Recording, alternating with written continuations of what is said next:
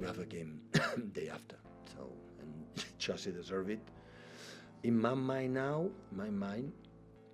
and I would like it. I would like to feel that we have to win to be champion.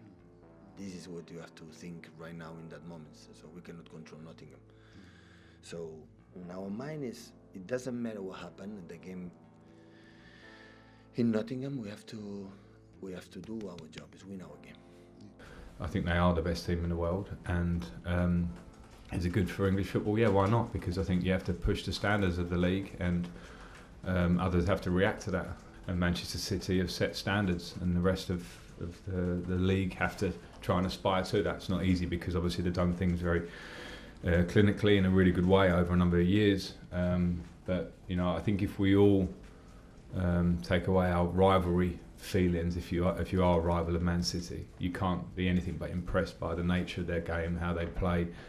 There's no better reason to go into a football game when you want to win it than you could get 3 points, and that's what we want. But we know it's not about us only. This story of tomorrow, because Aston Villa, since Unai is there, I don't know where they would be in the table. That will be tricky, definitely, but must be tricky for them as well. And that, thank God, it became a bit more tricky for opponents recently against us, and then we should try to make sure that will happen again. As far as I can see, I think it's really brilliant as a club as Bournemouth. They are that long in the Premier League, and now already 3 games before end of the season, and they are definitive for next season in the Premier League as well. So I think it's a massive performance from them. So it's a good team.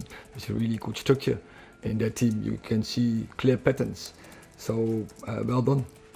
We have shown this season, and we are still there. 2 games to go, we can still be champions against probably the best team in the history of the Premier League for 10 months.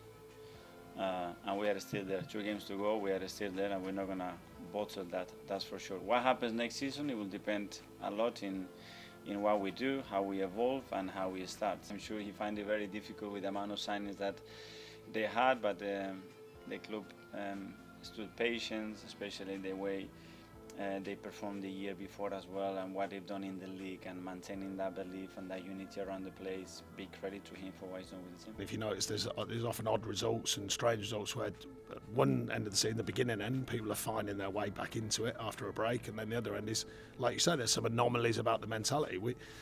The same rule applies. We can't overthink them. They've got their own reasons for doing whatever they do, whatever they choose to do, whether they're relaxed, whether they're not relaxed, and all that kind of business. But we can't guarantee that. All we can do is remind the players they're a good side. They've done well under a change of manager overall over the season. They have conceded goals. They've scored some goals. And they've found their way to get to the points they're on.